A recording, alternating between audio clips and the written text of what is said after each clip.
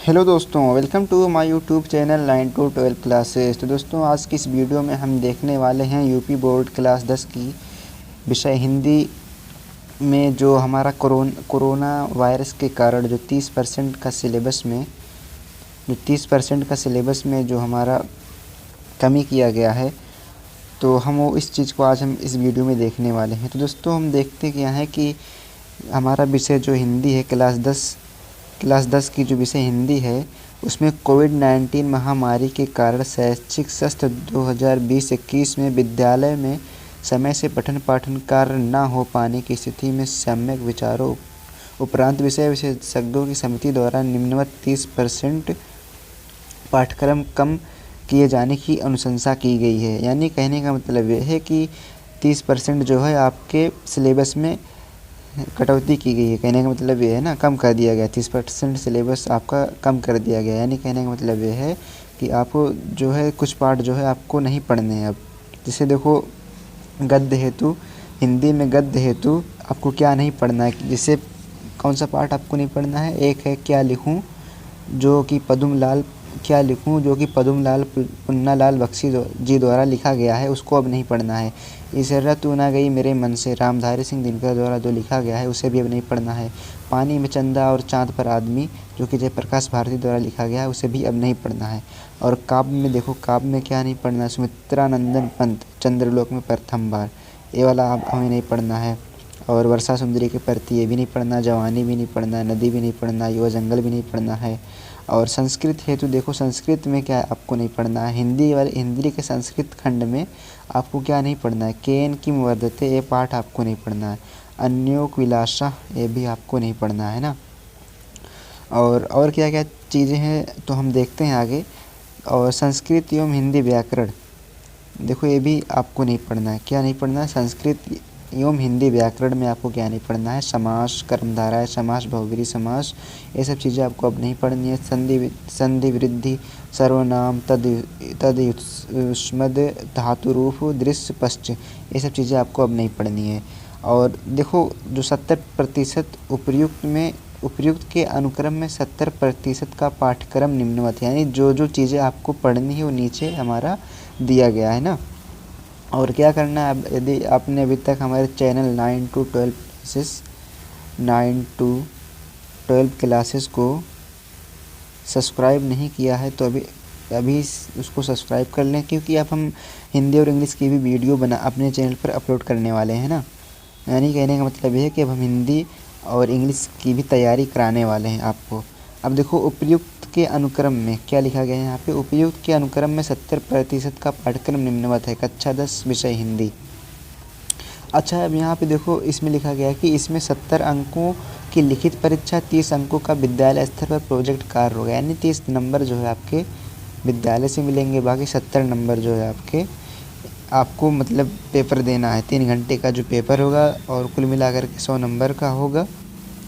और क्या चीज़ें इसमें है, क्या क्या चीज़ें पेपर में आने वाली है ना, ये भी देखो इसमें बताया गया है। जैसे देखो, पहला प्रश्न जो आएगा आपका, का हिंदी गद्य के विकास का संक्षिप्त परिचय से आएगा।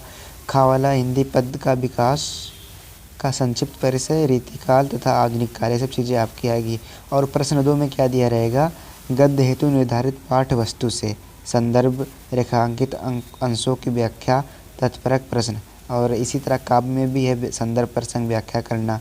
और प्रश्न 4 आपका संस्कृत गद्यांश अथवा पद्यांश संदर्भ सहित हिंदी में अनुवाद, है ना।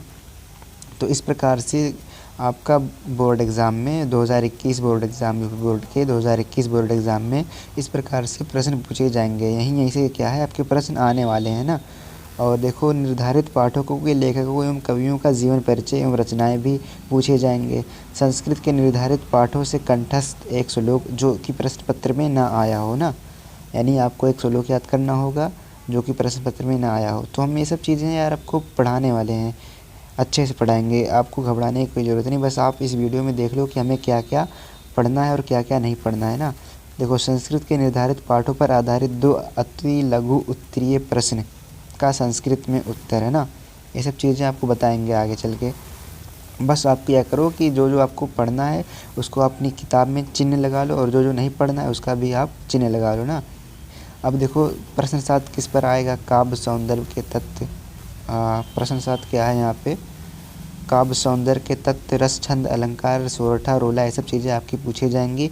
और प्रश्न 8 में क्या पूछा जाएगा, हिंदी व्याकरण, शब्द रचना के तत्व, उपसर्ग, समास, प्रत्यय, तत्सम, पर्यायवाची, ये सब चीज़ें आपसे पूछी जाएंगी। और प्रश्न 9 में क्या पूछा जाएगा, संस्कृत व्याकरण एवं अनुवाद, संधि एड़, परिभाषा, उदाहरण, पहचान, ये सब चीज़ें पूछी जाएंगी। खा वाले में क्या होगा, शब्द, रूप, संज्ञा, फल, मति, धातु, ये सब चीज़ें आपकी पूछी जाने वाली है ना। तो इस प्रकार से आपका क्या है, हिंदी का पेपर आने वाला है। और प्रश्न 10 क्या है, निबंध रचना, वैज्ञानिक, सामाजिक, यानी कि प्रश्न 10 आपका निबंध आएगा, जैसे कि वैज्ञानिक पे आ सकता है, सामाजिक, धार्मिक, सांस्कृतिक, जनसंख्या पर, है ना, जनसंख्या पर, स्वास्थ्य, शिक्षा पर, पर्यावरण पर, यातायात के नियमों पर, आदि विषयों पर निबंध पूछे जा सकते हैं। और 11वां वाला क्वेश्चन क्या होगा, खंड काव्य, संक्षिप्त, कथा वस्तु, घटनाएं, चरित्र चित्रण।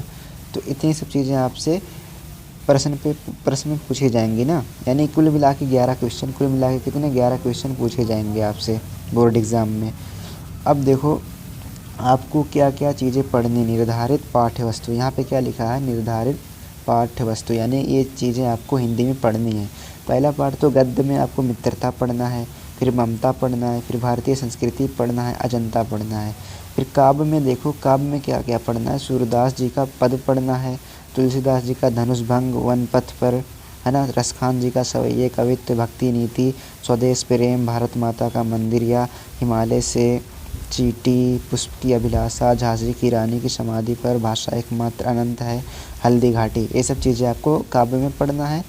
और देखिए संस्कृत में आपको क्या पढ़ना है, संस्कृत में क्या पढ़ना है, वाराणसी, देशभक्त, चंद्रशेखरा आज़ादा, छांदोग्योपनिषद, षष्ठोध्याय, भारतीय संस्कृता, वीर वीरेण पूजिते, अरुणि स्वाकेतु संवादा, जीवन सूत्राणि, ये पाठ आपको पढ़ने संस्कृत में ना। और आगे देखते हैं कि क्या क्या हमें पढ़ना है, खंड काव्य, जिलेवार, यानी कि खंड काव्य, यानी कि जो क्वेश्चन नंबर 11 क्या था, क्वेश्चन नंबर जो 11 हमने चरित्र चित्रण बताया नहीं कि लास्ट में एक क्वेश्चन बताया था ना, यहाँ पे देखो दिखा दे रहे हैं, 1 मिनट, कहाँ गया भाई, 7, 8, 9, 10, हाँ तो ये वाला देखो, ये क्वेश्चन नंबर 11 जो है, ये जो क्वेश्चन यहाँ से पूछा जाएगा, कहाँ से पूछा जाएगा बता रहे हैं, देखो ये यहाँ से ये जो खंड काव्य जिलेवार लिखा नहीं गया, यहाँ से पूछा जाएगा, मुक्ति यज्ञ, ज्योति जवाहर, अग्र पूजा, मेवाड़, मुकुट, देखो जिले का नाम भी लिखा गया, आगरा जिले में पूछा जाएगा, बस्ती जिले में मुक्ति दूध पूछा जाता है, कानपुर प्रतापगढ़ में ज्योति जवाहर, इस प्रकार से जय सुभाष देखो लखनऊ में, सहारनपुर में फैज़ाबाद, झांसी, हरदोई, यहाँ सब क्या जय सुभाष पूछा जाता है ना। ये सब चीज़ें आपको पढ़नी है, मतलब कि इस वाले क्वेश्चन नंबर 11 में कोई बदलाव नहीं हुआ, यानी कि इसमें कोई बदलाव नहीं हुआ है, ये सब क्वेश्चन पूछे जाएंगे आपसे। अब देखो यहाँ पे लिखा गया, नोट, उपयुक्त के अतिरिक्त अन्य जिलों, नए सर्जित जिलों में खंड काव्य पूर्व वर्षों की भांति यथावत पढ़ाए जाएंगे। देखो कह रहा है ना कि यथावत पढ़ाए जाएंगे पूर्व वर्षों की भांति, यानी कि इसमें कोई बदलाव हुआ नहीं है। तो हमने आपसे क्या बताया कि हिंदी में आपको क्या क्या पढ़ना है, क्या क्या नहीं पढ़ना है। कोरोना के कारण जो हमारा 30% सिलेबस की जो हमारी कमियां की गई थी, जो हटा दिया गया सिलेबस, वो चीज़ें हमने देख लिया, और जो चीज़ें हमें पढ़नी है वो चीज़ें हमने देख लिया। तो आपसे मिलते हैं अगली वीडियो में। अगर ये वीडियो आपको अच्छी लगी तो आप वीडियो को क्या करना है, आपको लाइक करना है, और चैनल को क्या करना है, सब्सक्राइब करना है ना। तो मिलते हैं आपसे अगली वीडियो में, बाय बाय, टेक केयर।